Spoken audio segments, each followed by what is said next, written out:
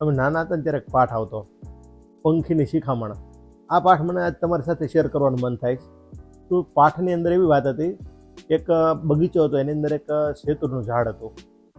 શેતુરના ઝાડ ઉપરથી કાચા શેતુર કોઈ ખેરી નાખતું હતું. માળી ખૂબ ધ્યાન રાખે, ક્યાં જાય છે શેતુર, કોણે ખેરી જાય છે, આ શેતુર કેમ કાચા કાચા ખરી જાય છે. તો એક દિવસ એણે રખેવાળી કરીને ચેક કર્યું કે આ શેતુર કોણ પાડે છે. એક પક્ષી શેતુર પાડતું હતું. તો માળીએ છુપાઈને પક્ષીને પકડી લીધું. ત્યારે પક્ષીને વાચા ફૂટે છે અને પક્ષી કે તું મને છોડી દે તો હું તને 3 શિખામણ આપું, બહુ જબરજસ્ત શિખામણ આપીશ. તો એ શિખામણ એવી હતી, પહેલી વસ્તુ કે હાથમાં આવેલી વસ્તુ ક્યારેય છોડવી નહીં. બીજી વસ્તુ, અસંભવિત વાત ક્યારેય માનવી નહીં. અને ત્રીજી વાત હતી, ગયું એનો મોહ છોડી દુઃખી થવું નહીં. તો આ ત્રણેય વાત જિંદગીમાં બહુ સમજવા જેવી ને ઉતારવા જેવી. પક્ષી કહી શકે મને મને છોડી દે ને માળી એને છોડી દે છે. પછી પક્ષી ડાળ ઉપર બેસીને કહે છે, જોર જોરથી હસવા લાગે, હે માળી તું મૂર્ખ છે, હે માળી તું મૂર્ખ છે. ત્યારે માળી કહે કેમ?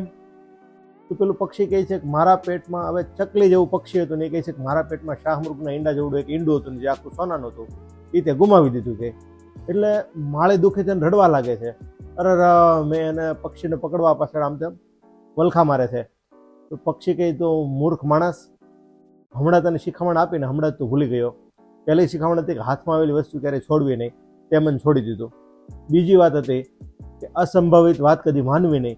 તો અસંભવિત વાતને તે માની લીધી કે મારા, હું ચકલી જેવું સાઈઝ છે મારી, અને મારા પેટમાં શાહમૃગના ઈંડા જેવડું ઈંડું ક્યાંથી હોય. આ બીજી વાત હતી.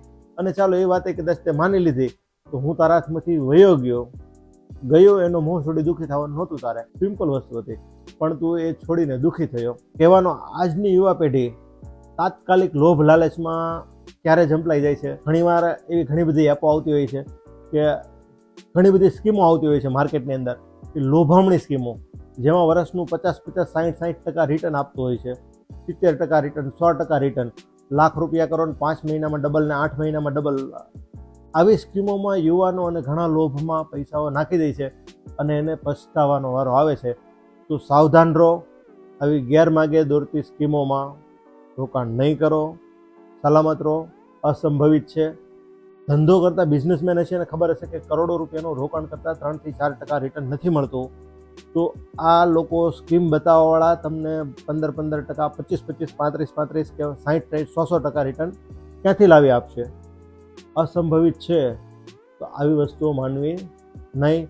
તમારા પૈસાની સલામતી માટે સારું રોકાણ કરો, સલામત રોકાણ કરો. ગવર્મેન્ટની માન્યતા પ્રાપ્ત કરેલું હોય એવું રોકાણ કરો, ઇન્સ્યોરન્સમાં રોકાણ કરો અથવા મ્યુચ્યુઅલ ફંડમાં રોકાણ કરો, પણ આ સિવાયની લોભામણી સ્કીમોમાં રોકાણ કરશો નહીં.